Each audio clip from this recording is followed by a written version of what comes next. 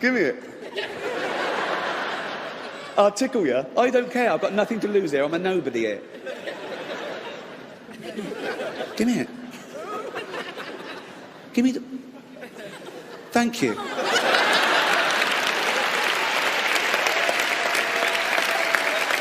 It's actually hard to find someone who acts like a bigger entitled douche in Hollywood right now than failing late night show host and sweaty man James Corden. See, I actually had to collect myself and think about his actual name because he's essentially irrelevant. You know, he's only relevant when he has other like popular K-pop type bands on his show and they make him more famous. Well, yesterday, it was revealed that he had stolen a joke from Ricky Gervais word for word. And you would think, look, we all know James Corden doesn't write his own jokes. So some intern or joke writer or whatever stole that joke word for word. Now, here's how a normal person would have handled that.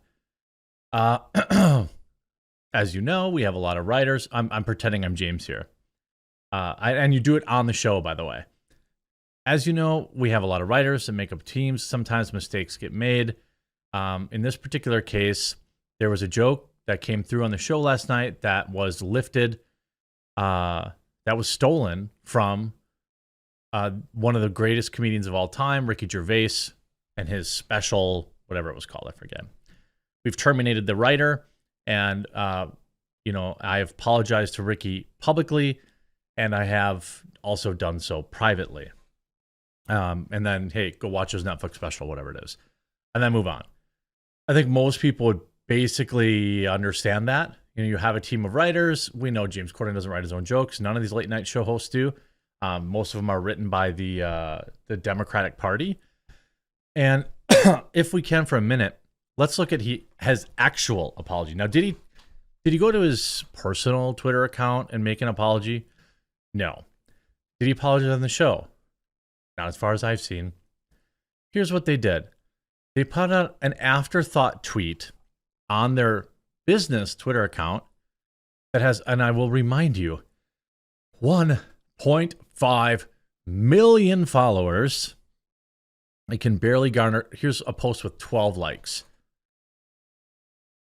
Here's a post with 50 likes, 170 likes, 86 likes. You mean to tell me that millions of people watch this show? No, they're elderly people that fall asleep and forget to change the station. But if you scroll all the way down here, you'll see the heartfelt non-apology, not allegedly written by James Corden. Inadvertently told a brilliant Ricky Gervais joke. Now again, he said inadvertently. No.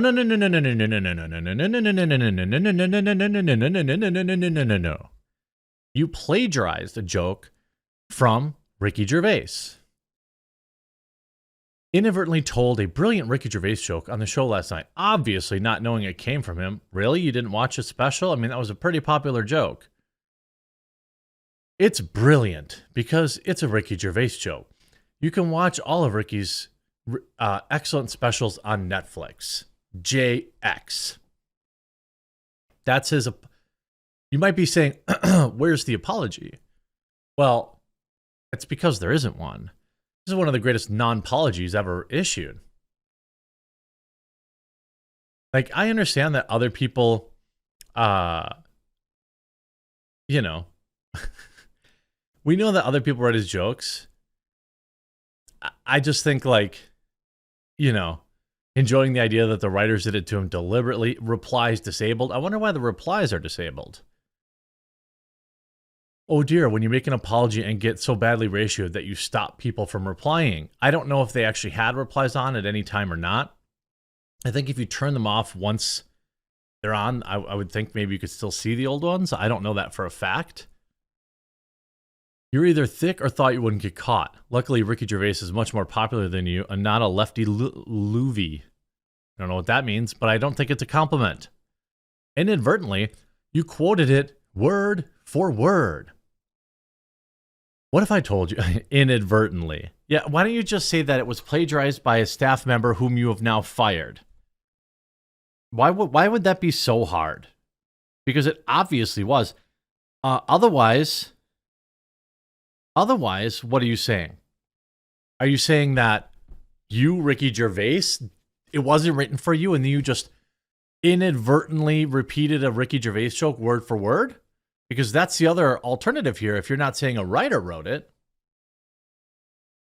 Of course, everyone mocked that apology. James Corden didn't bother.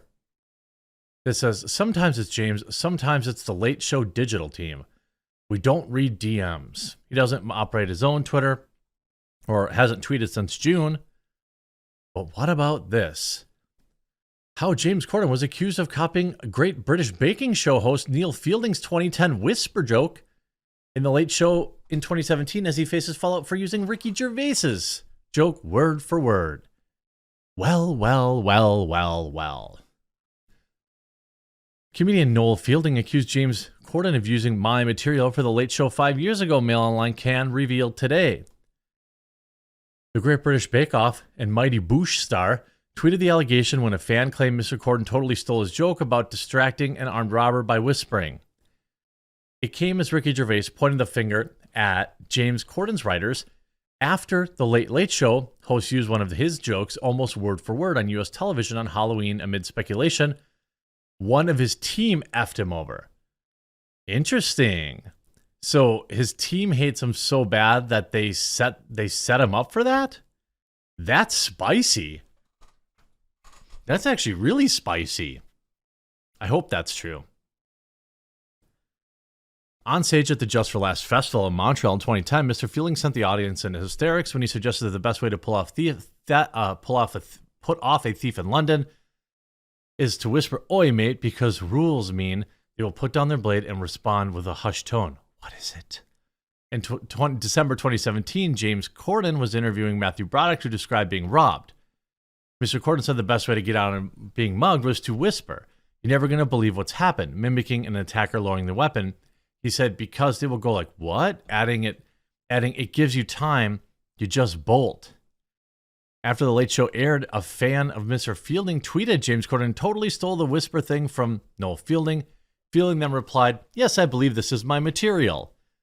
Mail Online had asked Mr. Corden, and Mr. Fielding responded, or asked him for comment. Ricky Gervais revealed last night he deleted a clip of his fellow Briton repeating his 2018 gag about guitar lessons because he started to feel sorry for him after the backlash. Like, do you know how bad that is? Gervais, who has spats with the Gavin and Stacey creator over the years, included mocking him after he was banned from a New York restaurant tour last month, even defended his fellow comedian after Twitter user asked if Corden had asked him for permission for the joke.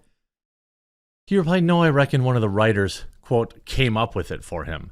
I doubt he would knowingly just copy such a famous stand-up routine. Well, yeah, but then he doesn't watch any stand-up either. It's like if somebody brought up like the just sprinkle some crack on him joke, you know, or any one of like Chappelle's special jokes, pretty sure I would recognize him right away. And the fact that you came out and said, I inadvertently told a joke, like you're not even apologizing for it. That's not even an apology. Now, I mean, you know, of course we know about the stupid restaurant thing. I couldn't care less. From what I'm finding out, people in the UK really don't like this guy either. You guys keep tricking the Americans into, you know, taking on your biggest douchebags and then like giving them late night show position. I think it's partly because something about liberals in this country, they really love being told that their country is garbage by somebody with a funny accent. I mean, that's what I assume. Now, did somebody put him up to it? That would be interesting. Now, if you look at some people on Twitter, they are saying that. I reckon Corden is probably as unpopular with the writers of the Late Late Show as he is with waiting staff in restaurants. They knew the Gervais joke would get recognized. Well played. I mean, I mean, it's possible. It's possible. You know, like stealing from Ricky Gervais, treating waiting staff like garbage. James Corden has a lot to answer for. No, he doesn't. He's just going to go back. He's going to go back over to across the pond where he never has to actually respond to anything. You know, and if he does find out a writer did it, it would be interesting to interview that person.